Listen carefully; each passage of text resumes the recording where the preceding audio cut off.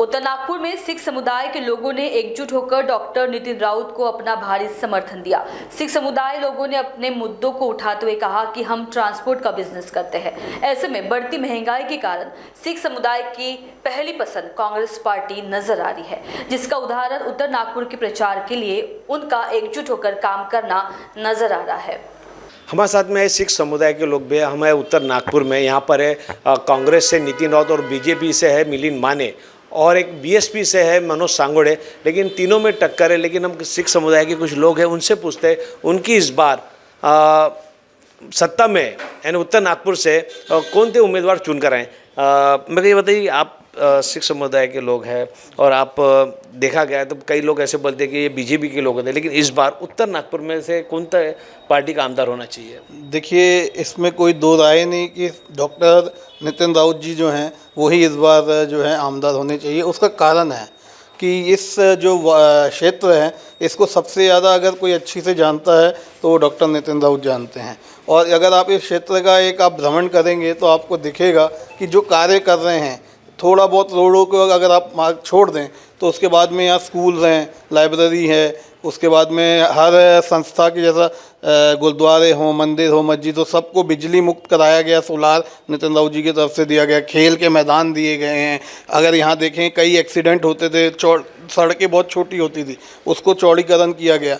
बीच में सब लोगों ने मिलकर एक बदलाव की राजनीति के तहत 5 साल का टाइम जो है वो मिलिंद माने जी को भी दिया था, लेकिन वो ऐसे गायब हुए जैसे बैल के ऊपर से सिंह गायब होते हैं, वैसे वो गायब हो गए थे। उन्होंने कोई कार्य नहीं किया। तो अब हम ये तिलोदान से चाहते हैं कि जो डॉक्टर नितिन राउत है वो ही यहाँ से चुन के आए, बल्कि हम तो ये चाहते हैं कि महाराष्ट्र के अंदर में जो है वो इनकी कांग्रेस की सरकार बने और हमारे जो डॉक्टर नितिन राउत जी हैं वो सीएम, डिप्टी सीएम कोई ऐसी पोस्ट पे है ताकि महाराष्ट्र का भी विकास हो।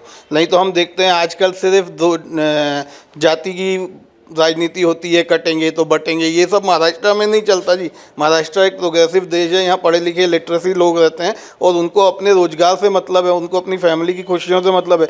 वो दंगेबाज लोग नहीं है। आप इतिहास उठा के देख लो, महाराष्ट्र में कभी इतने दंगे नहीं हुए, क्योंकि यहाँ के लोग जानते हैं कि यहाँ जो भी करेगा, काम के दौर पे ही आगे चलेगा। तो अगर आप देखेंगे, अगर आप शहर में घूमेंगे तो नॉर्थ नागपुर के अंदर में जो हमारे डॉक्टर नितिन राउत जी हैं, अगर उनके कार्य के अलावा आप गिनती छोड़ दोगे तो किसी ने कार्य नहीं किया। तो हम तो तहे दिल से ये चाहते हैं कि इस बार डॉक्टर नितिन राउत जी के नंबर 1 पे उनका चुनाव चिन्ह है पंजा, उस पर आप अपना वोट डालिए, अपना वोट ख़राब मत कीजिए। अगर एक बार उनको मौका देंगे तो 5 साल में वो ज़रूर उत्तर नागपुर की काया पलटी कर देंगे। 5 साल 2014 में बीजेपी के मिलिंद माने भी चुन कर आए थे, तो उनने ऐसा कोई तो एक हाथ तो विकास किया होंगे? सर, मेरे को तो सपने में भी नहीं दिखा। हकीकत की बात छोड़िए, मेरे को तो सपने में भी नहीं दिखा। आप चलिए मेरे साथ, यहाँ उन्हीं से ही पूछ लीजिए। अगर वो चुनाव में उतरे हैं और वो घूम रहे हैं तो अगर उनके भाषण सुनेंगे तो वो ये बोल रहे हैं कि मैं करूँगा, किया हुआ तो कुछ नहीं गिनाया उन्होंने, और मुझे भी नहीं दिखा अभी तक। लेकिन बीजेपी ने तो उत्तर नागपुर में, पूरे नागपुर शहर में सीमेंट रोड के काम किए हैं। देखिए, मैं आपको एक बात बताऊं, अगर बीजेपी की बात करें तो देश के अंदर में भी बीजेपी की सरकार सिर्फ एक ही कारण से आई है कि उन्होंने रोड का काम किया। रोड का काम तो एक मंत्री ने किया, उनको भी ये लोग आपस में गुटबाजी में हराने के चक्कर में थे। ये सारे नागपुर को नहीं, सारी दुनिया को पता है, सारे देश को पता है कि नितिन गडकरी जी के साथ में इन्होंने क्या किया। हाँ, अगर आप रोडों की बात करते हैं, मैं आपसे ही पूछता हूँ, आप इतना घूमते हैं, रोडों को हटा दो तो क्या आपको इंफ्रास्ट्रक्चर दिख रहा है? कौन सी यहाँ पर पॉलिसीज़ आई हैं, कौन सी इंडस्ट्रीज़ आई है? आपको ये पता होना चाहिए 750 करोड़ की लागत का हॉस्पिटल आ रहा था, जो यहाँ से देवेंद्र फडणवीस अपनी कॉन्स्टिट्यूशन में ले गए, उसका किसी ने विरोध तक नहीं किया। 2014 में जब मिलिंद माने यहाँ के आमदार थे, उस समय यहाँ पर एक इंजीनियरिंग कॉलेज थी गवर्नमेंट का, वो भी यहाँ से हटा दिया गया जी। तो इसीलिए तो मैं कह रहा हूँ कि उनके रहते रहते उन्हीं की सरकार, महानगर पालिका में भी उन्हीं की सरकार थी, वो भी हटा गया। उसका जब वो विरोध नहीं कर सके तो जनता के हित में कैसे खड़े होंगे, और जनता कैसे ये विश्वास कर ले कि आगे अगर हम उनको फिर से दोबारा चुन के लाते हैं तो वो हमारे हित की बात करेंगे, रोजगार देंगे। आज वो 3000 रुपये कोई लाडली बहना योजना में डाल रहे हैं, आज ही याद आया उनको? आज से पहले 15 साल से कुछ नहीं याद आया था उनको। एक आपका नाम बताओ और आप करते क्या? मेरा नाम सरबजीत सिंह भाटिया है जी, और मैं एक ट्रांसपोर्टर हूँ। जनता रोड लाइन्स के नाम से मेरा ट्रांसपोर्ट कंपनी है, और मेरे अंडर में 100-200 लोग जो मजदूरी काम करते हैं, उनकी भी हालत मुझे मालूम है, मेरी पर्सनल हालत भी मुझे मालूम है, इंडस्ट्री की हालत भी मालूम है। एक आज तक ट्रांसपोर्ट हब तो ये हमको दे नहीं सके। तो हम इनसे क्या अपेक्षा करेंगे सर? हमारे साथ में और भी है, उनसे पूछते हैं कि आपका बिजनेस बताइए और आपको क्या लगता है कि आप उत्तर नागपुर में कौन आमदार बनना चाहिए? देखिए, मेरा नाम परमजीत सिंह भाटिया है और मैं उत्तर नागपुर में ही अपना व्यवसाय करता हूँ। मेरा ज़मीन का कारोबार है। उत्तर नागपुर ही नहीं, अगर नितिन राउत साहब महाराष्ट्र लेवल पर जाएंगे तो वो पूरे महाराष्ट्र में अपने समाज का और सभी जो समाजों जिनको ज़रूरत है, जो पिछड़े वर्ग से आते हैं, उनके लिए सभी के लिए वो काम करने में एक सक्षम नेता है। आप देखिए पुराना इतिहास नितिन राउत साहब का कि उत्तर नागपुर में आज से 20 साल पहले क्या था। अभी ये जो नवा उड़ान पुल बना है, जो भाजपा की सरकार ने बनाया है, उस उड़ान पुल का उत्तर नागपुर के किसी भी पर्सनल आदमी को एक पैसे का फ़ायदा नहीं है। वो उड़ान पुल ऑटोमोटिव चौक से पहले से शुरू हो रहा है और वो उड़ान पुल LIC चौक पर जाके ख़त्म हो रहा है। इस बात को आप अगर देखेंगे कि एक बार जो आदमी वहाँ से चढ़ता है तो सीधा वहाँ उतरता है, नीचे की पब्लिक नीचे ही रह जाती है। हम जो उत्तर नागपुर में रहते हैं वो आज तक उस पुल पे नहीं चढ़े। अब इस तरह की भेदभाव ये तो उत्तर नागपुर के साथ शुरू से होता है। उसके कई कारण भी है, क्योंकि उत्तर नागपुर एक ऐसा क्षेत्र है जहाँ सच को देखकर वोट दिया जाता है, जहाँ ये देखा जाता है कि क्या सही है क्या गलत है। इन्हीं चीज़ों को देखते हुए हमको ऐसा लगता है कि नितिन राउत साहब एक ऐसे कैंडिडेट है जो कि हर किसी के दिलों में अपना राज करते हैं और हर कोई उनको चाहता है। और चाहने के कई कारण हैं। सभी समाज को वो लेकर चलते हैं, चाहे वो SC समाज हो, चाहे वो सिख समाज हो, चाहे वो मुस्लिम समाज हो। ऐसा कोई समाज नहीं है कि किसी के साथ वो भेदभाव की धारणा रखते हैं। देखा गया नागपुर में तो मेट्रो से लेकर सीमेंट रोड हर चीज़ का डेवलपमेंट BJP सरकार ने की है। उत्तर नागपुर में भी डेवलपमेंट हुआ है। मेट्रो अभी जैसे जो ब्रिज का काम आप बोल रहे थे, वो ब्रिज से लेके अभी नए ब्रिज, कई ब्रिज और कई सीमेंट रोड बड़े बड़े बने हैं। ये भी तो विकास है ना।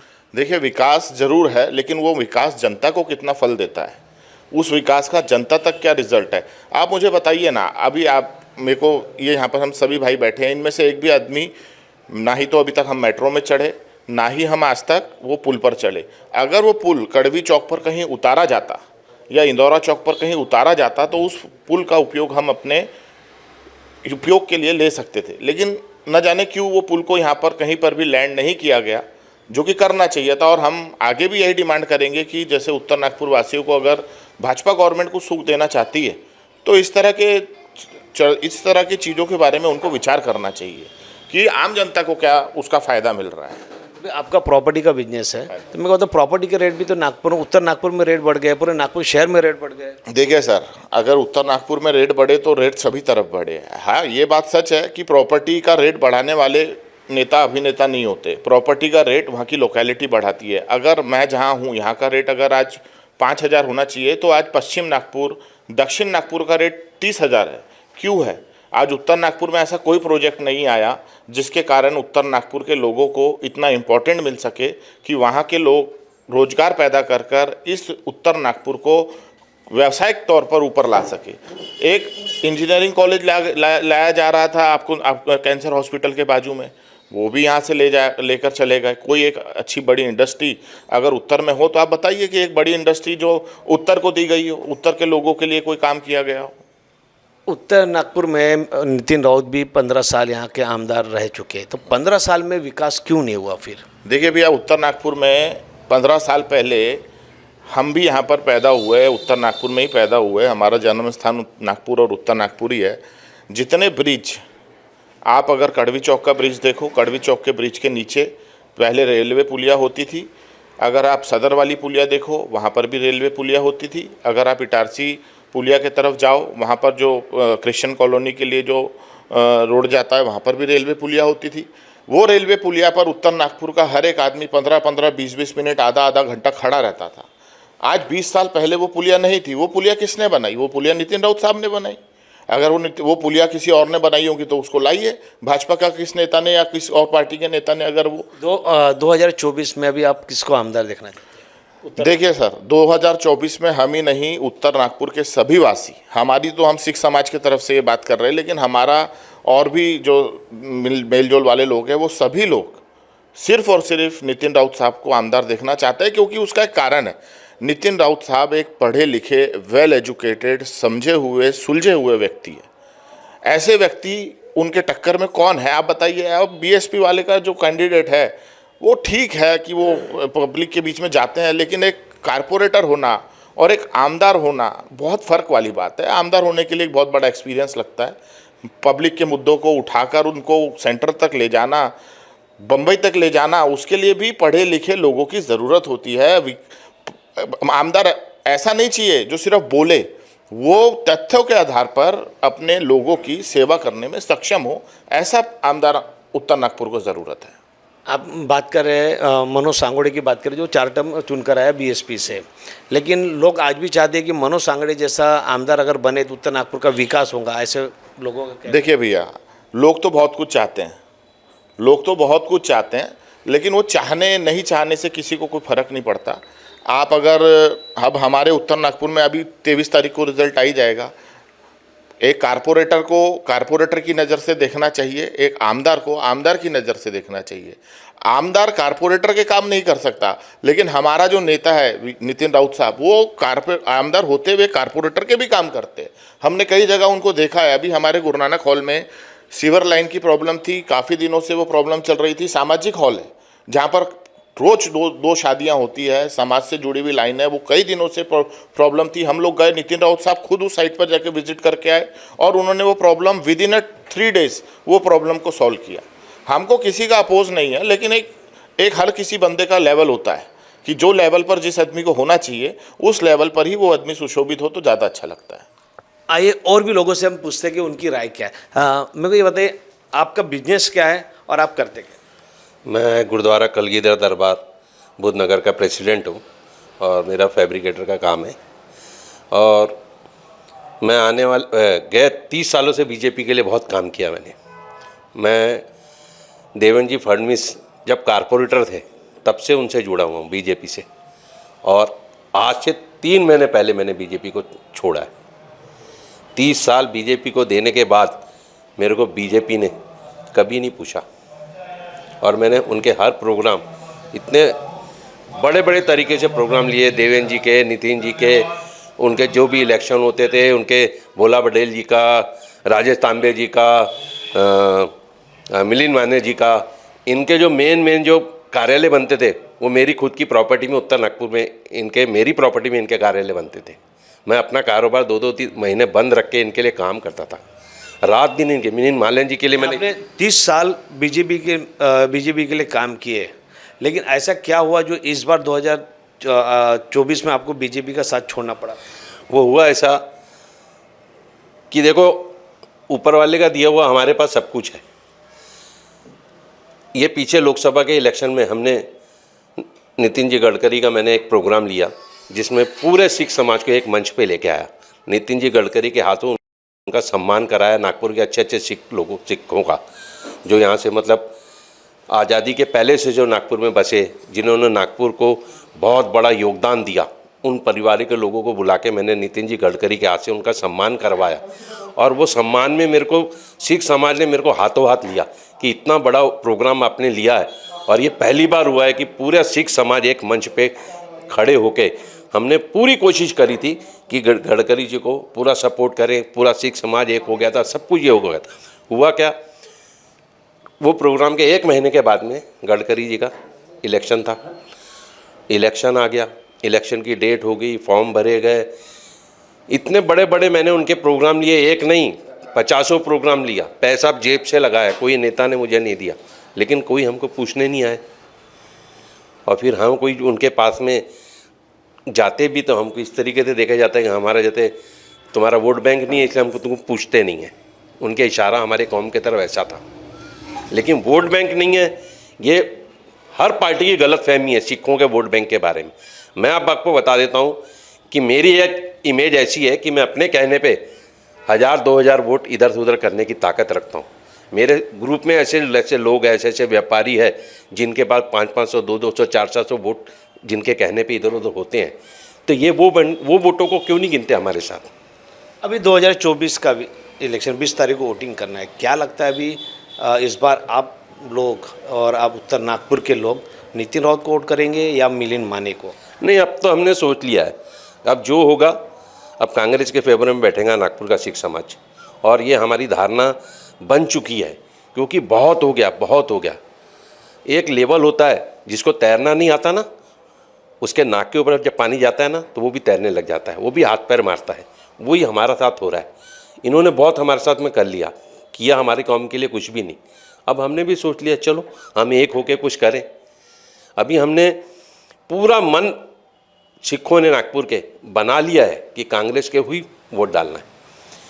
एक मिलिंद माने भी 5 साल रह चुके हैं और नितिन राउत भी 3 टर्म चुन कर आए, 4 टर्म चुन कर आए, अभी उनका 5वां टर्म है। मेरे को ये बताइए कि नितिन राउत ने कितने विकास किया और माने साहब ने कितना विकास किया?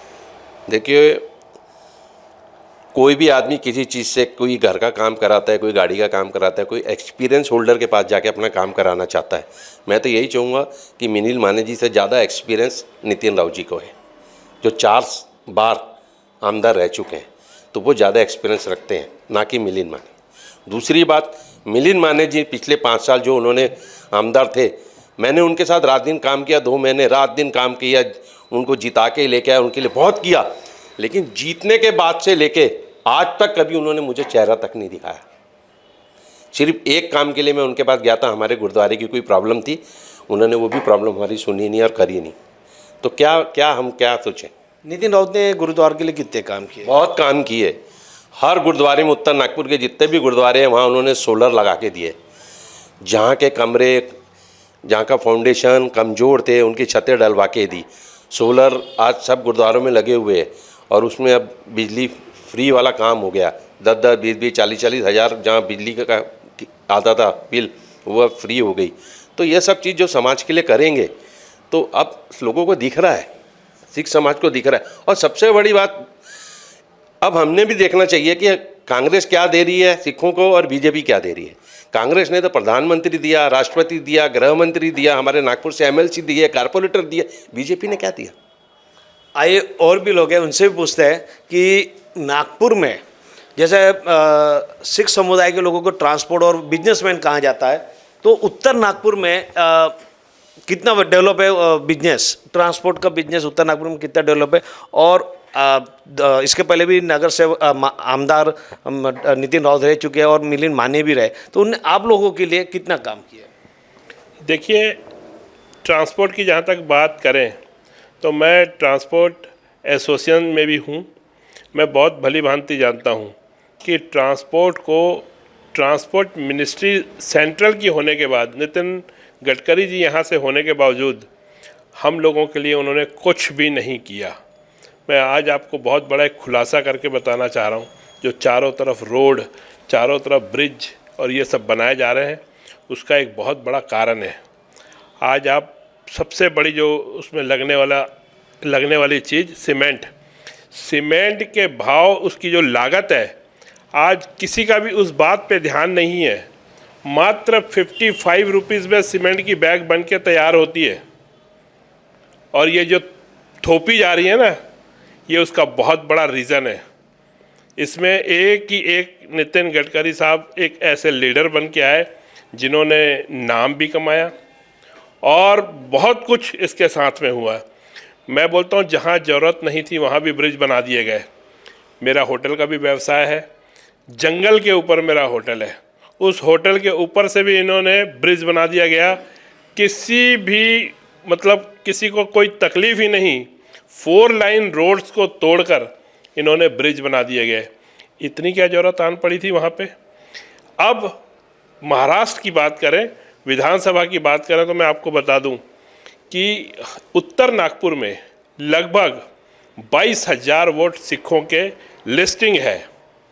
इसके अलावा हमारे 40 से 50,000 वोट इस उत्तर नागपुर में है और पूरा सिख समाज इस बार इन्होंने ठान रखा है कि हम इस बार कांग्रेस को सपोर्ट करने जा रहे हैं। पूरा सिख समाज उत्तर नागपुर का डॉक्टर नितिन राउत जी को जिताकर मुंबई भेजना है। मुंबई भेजकर उनको बहुत बड़ी जवाबदारी मिलने वाली है इस प्रदेश की, क्योंकि यहाँ का जो नेतृत्व संभालने वाले मेरे मित्र नाना भाऊ पटोले, जब से उन्होंने इस महाराष्ट्र की कमान संभाली है, मैं आपको बता दूं कि इतना बढ़िया नेतृत्व और संगठन क्षमता उनमें जो है, मेरे साथ पढ़े हुए हैं, आगे पीछे क्लास में पढ़े हुए हैं, तो मैं उनको अच्छे से जानता हूँ। जब स्कूल के समय में, कॉलेज के समय में उन्होंने जो संगठनात्मक कार्रवाई जो की है, उसको देखते हुए जब वो पहली बार आमदार चुन के आए, हम मुंबई में 5 साल रहे साथ में, तब भी मैंने उनको देखा कि उनकी अंतरात्मा से क्षमता थी कि सिर्फ पश्चिम महाराष्ट्र और मराठवाड़ा के लोग ही क्या नेतृत्व कर सकते हैं, हम भी एक दिन बन के बताएंगे आपको कि विदर्भ क्या चीज़ है, विदर्भ के लोगों में क्षमता कैसी है। आज वो क्षमता दिखने जा रही है 20 साल बाद। आज 20 साल बाद उन्होंने प्रदेश के अध्यक्ष के रूप में यहाँ का, महाराष्ट्र का कार्यभार संभाला। मेरे को ये बताइए, महंगाई से ट्रांसपोर्ट में हो गया, इनमें कितना असर गिरा होगा? पूरा असर गिरा हुआ है। आज ट्रांसपोर्ट की वजह से, यानी ये समझ के चलिए कि इतनी सेवा देने के बाद आज हमारे एक ट्रांसपोर्टरों के पास सैकड़ों ड्राइवर, कंडक्टर्स लोगों की संख्या है। उस संख्या के बल पे उनके परिवार चल रहे हैं। और आज हालत यह है कि एक जगह जब माल लेके जाती है तो 20-20 दिन, 25-25 दिन गाड़ियाँ खड़ी हैं। ट्रांसपोर्टरों की हालत इस समय बहुत ज़्यादा ख़राब है, महंगाई की वजह से। चारों तरफ महंगाई, जो चीज़ें बढ़ रही हैं, उसके कारण ये सरकार है, किसी को रोज़गार नहीं दे पा रही। यही मैं कहना चाहूँगा, और आपका कोई सवाल हो तो पूछे। आपने तो बताया महंगाई है सब कुछ, उसके बाद भी लोग आज भी बोल रहे हैं कि महंगा रहने के बाद भी, पहले 100 रुपये लोगों को रोजंदारी मिलती थी, आज 200 रुपये हो गई। तो महंगाई कहाँ है बोलते हैं? लोगों के रेट तो बढ़ गए, वर्कर लोगों के भी। देखिए, मैं आपको बता दूं कि ट्रांसपोर्टर की हालत क्या होती है। आज गाड़ी पूरी टोटल 90% लोन पे होती है। आज ट्रांसपोर्टरों के साथ में ये हालत है कि गाड़ी एक दिन भी खड़ी नहीं कर सकता हो, उसको चलाना ही है। यदि जब जैसा खड़े करता है तो उसके ऊपर अधिभार ब्याज का पड़ते जाता है, और वो ब्याज की किस्तें, गाड़ियों की किस्तें नहीं पटा पाता।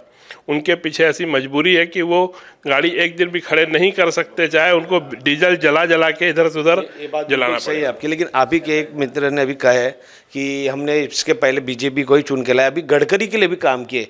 अब गडकरी के लिए भी 2024 में उन्होंने जब काम किया आप ही के लोगों ने, तो आपको उस समय नहीं लगा क्या कि ये महंगाई, ये बेरोजगारी बढ़ती जा रही है, तो अपने क्यों गडकरी साहब को वोट देना चाहिए, क्यों उनके लिए काम करना चाहिए? नहीं, ये आपको एक बता दूं कि मैं नितिन गडकरी साहब को नागपुर शहर के लोग किस नज़र से देखते हैं कि एक पूरे देश में उनकी एक छवि ये बन गई कि उन्होंने रोड, रास्ते, ये बहुत सारा काम किया है। तो हो सकता है कल को उनको पीएम की कुर्सी मिल जाएगी तो हमारे शहर की मतलब तरक्की और भी हो जाएगी।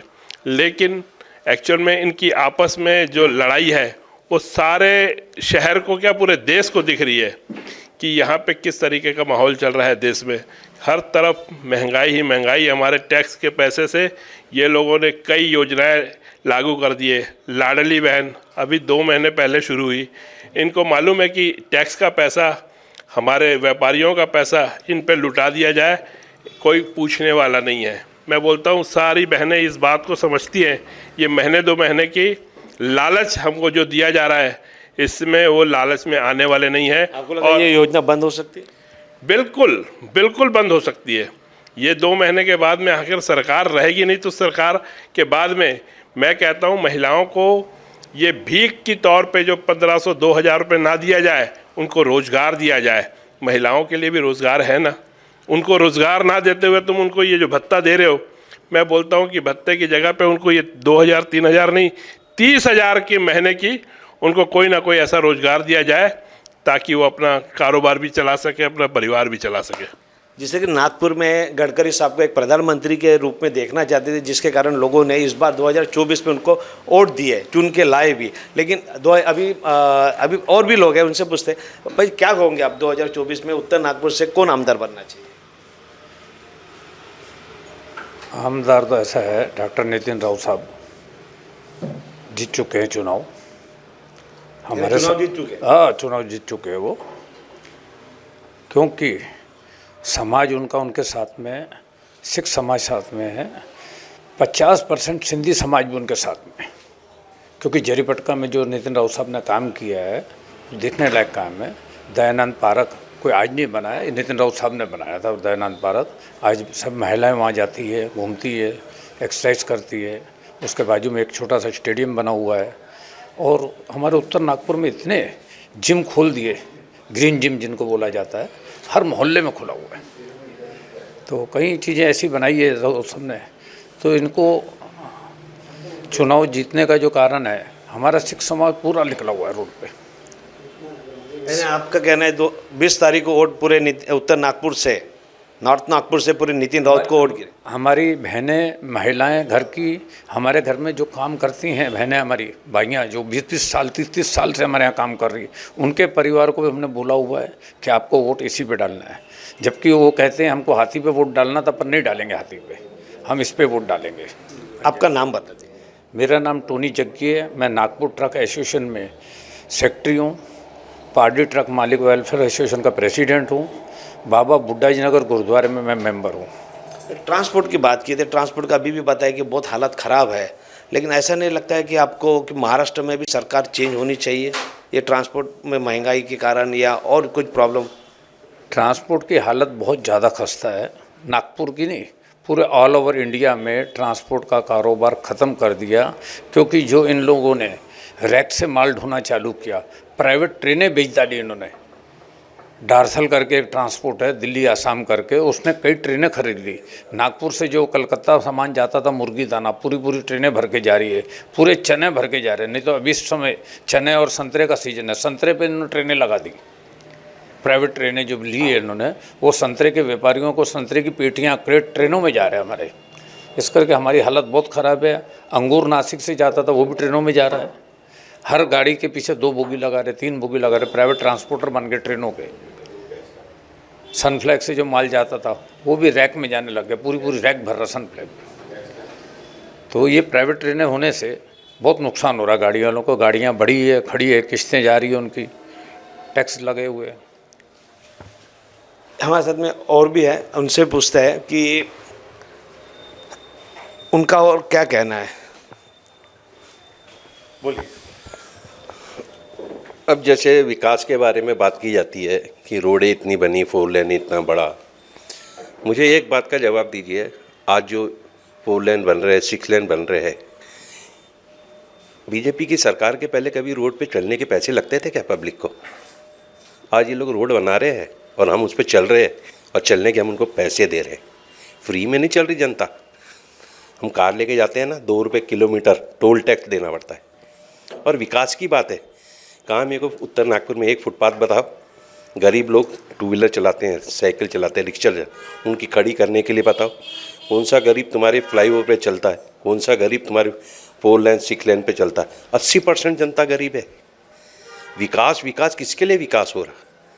ये अपने घर भरने के लिए, अपनी कोठियाँ बनाने के लिए, अपने कारोबार बढ़ाने के लिए विकास कर रहे। गरीब जनता का विकास नहीं हो रहा। गरीब जनता का तो यह 15 से 3,000 रुपये महीने देके घर में सुला रहे हैं कि तुम काम मत करो, बेरोजगारी और बढ़ा रहे। ये तो बेरोजगारी बढ़ने वाला ही काम है ना। अगर आज मैं अपने बच्चों को बोलूं कि ये पकड़ो पैसे, घर में राशन लो, खाओ, कहीं नहीं जाना, तो मेरे बच्चे नालायक ही रहेंगे, वो ज़िंदगी भर कुछ काम नहीं करेंगे, हेल्थ प्रॉब्लम आएंगी। इस पे बहुत विचार करने वाली बातें हैं। अगर तुम घर में सिर्फ अनाज देते हो, 2 रुपये किलो देते हो गरीबों को, और वोट बैंक के उम्मीद रखते हो, गरीब आदमी को नहीं समझ रहा, ठीक है, पर आने वाली जनरेशन जैसे जैसे पढ़ेगी, जैसे जैसे उनके परिवार से बच्चे पढ़ेंगे, सत्ता परिवर्तन होना ही है, बिल्कुल होना है। यानी इस बार 2024 में उत्तर नागपुर से आपका कहना है कि नितिन राउत चुनकर आ सकते हैं? नितिन राउत ही नहीं, महाराष्ट्र में कांग्रेस की सरकार बनने वाली है। हमारे और है, इनके भी कुछ और इच्छा है कुछ बोलने की, बताइए। सर, योजनाओं की जो बात चल रही थी, खासकर सड़क की, तो मैं आपको बता दूं कि ये 4 लेन की योजना कौन लेके आया भारतवर्ष के अंदर में? ये डॉक्टर मनमोहन सिंह के कार्यकाल में आई। इन लोगों ने उनकी योजनाओं को फॉलो किया। जीएसटी, जिसका ये विरोध करते थे पहले, बाद में इन्होंने लागू कर दी। जीएसटी कौन लेके आया? कांग्रेस की सरकार लेके आई। कई ऐसी योजनाएं आप उठा के देख लीजिए जो कांग्रेस की देन है, उसको बुनाने का काम इन्होंने किया। सर, आपकी भी एज, कितनी एज होगी आपकी? अभी 45 के आसपास तो आप होंगे। आपने कभी नवंबर महीने में इतनी गर्मी देखी थी क्या? ये गर्मी क्यों हो रही है? क्योंकि सीमेंट रोड जो बने हैं, इसके कारण जो पानी धरती में जाना चाहिए था, जिससे धरती शांत होती है वो नहीं हो रही। आज हमसे बहुत विकसित देश हैं दुनिया के अंदर में, हमसे कई ज़्यादा विकसित देश है, टेक्नोलॉजी हमसे बहुत आगे। उन्होंने सीमेंट की रोड क्यों बनाई नहीं अभी तक? उन्होंने डामर रोड क्यों बनाई? क्या उनको सीमेंट रोड बनानी नहीं आती थी? ये सीमेंट रोड से बनाने से जो बीमारियां फैल रही हैं, आपको एक अंदाज़ा मैं बता दूं कि आने वाले टाइम पे पानी की वो हालत होगी। अपन लोग शहर में रहते तो अपने को इतना पता नहीं चलता, लेकिन शहर के आप जो निचले हिस्से हैं वहाँ जाके एक बार देखिए कि पानी की क्या हालत है। 1 घंटा पानी आता है, उसके बाद लोग यहाँ पर भी तरसते हैं। बीजेपी वाले तो बोलते थे हमने विकास किया है। हाँ, उन्होंने विकास किया ना। बीजेपी के जो नेता एक रूम के फ्लैट में रहते थे, आज कोठियों में रहते हैं। खुद का विकास किया उन्होंने, बहुत दम के किया और आगे भी कर रहे हैं। उनके बच्चों के फॉरेन के अंदर में होटल्स हैं, फॉरेन के अंदर कंपनीज है, पैसा लगा हुआ है। बीजेपी वाले तो कर रहे हैं विकास, इसमें कोई शक नहीं है, लेकिन किसका विकास? सीमेंट रोड भी बनाई, एक विकास में आता है। सीमेंट रोड के बारे में मैं अभी आपको इन्होंने बताया कि 55 रुपये की बोरी है, सिर्फ एक सीमेंट का ही एग्जाम्पल दिया। उसमें बाजरी का भी अगर आप टोटल मारेंगे ना, अब कैसा होता है सर कि आप अगर सब चीज़ों का टोटल निष्पक्ष निकालेंगे तो आपको समझ में आएगा कि विकास किसका हुआ है, जनता का हुआ है। जैसे अभी उन्होंने बताया 2 रुपये किलोमीटर टैक्स लग रहा है। अब हम एक ट्रांसपोर्टर, जो गाड़ी 8 लाख की होती थी आज 50 लाख की होती है, हमारे भाड़े आज भी उतने ही हैं, उल्टा कम हुए हैं, टायरों के रेट बढ़ गए हैं। ठीक है, हम उसके बाद यहाँ से बॉम्बे तक अगर एक बार माल भर के गाड़ी भेजते हैं तो हमको एक तरफ का जाने का 7,000 रुपये टैक्स लग रहा है। टोल नाके तो पहले भी थे कांग्रेस के समय में। कांग्रेस के टाइम पे वो टोल नाके थे जो 1,000 रुपये के अंदर आते थे। आप बात को समझिए, 7,000 रुपये का टैक्स लगना। अब ये कहेंगे कि गाड़ी जल्दी पहुंचती है, हमारी तो कोई गाड़ियों ने पहले भी 2 चक्कर मारती थी महीने में, आज भी 2 ही मार रही है। हमारी गाड़ियों को जब माल ही नहीं मिलेगा, माल ही आप ट्रांसपोर्ट अपना ट्रेनों में भेज दोगे तो हमारी गाड़ियाँ तो खड़ी रहेगी। 10 दिन यहाँ खड़ी है, 10 दिन वहाँ खड़ी है, तो हमको क्या फ़ायदा हुआ? आज जो गाड़ी की किस्त हमारी 30,000 रुपये महीना आया करती थी, वो 1.25 लाख रुपये तक पहुँच गई है। तो हमने किधर जाना? हमारा क्या विकास हुआ? हमारे लिए क्या काम हुआ? और जैसे हमारे बड़े भाई ने बताया कि आम पब्लिक जो है वो 80% तो रोडों पे चलती है, वो तो 4 लेन पे नहीं चलती, ब्रिजों पे नहीं चलती। तो उनके लिए क्या विकास हुआ है? और अगर आप इन सब चीज़ों का निचोड़ निकाल के देखना है नागपुर में क्या विकास हुआ, उत्तर नागपुर में क्या विकास हुआ, तो आप एक काम करिए, आप पश्चिम में जाइए, आप जाके वहाँ बोलिए कि हम उत्तर नागपुर से आए हैं, वो अपने को किस दृष्टि से देखते हैं, आपको वहीं समझ चला आएगा कि हमारा कितना विकास हुआ है। देखना पड़ेगा 20 तारीख को माने साहब को वोट गिरते हैं या डॉक्टर नितिन राउत को गिरते हैं, जिसका रिजल्ट 2023 तारीख को पता चलेगा। कैमरा राजेश के साथ रितेश बोरकर, मान न्यूज़ 7।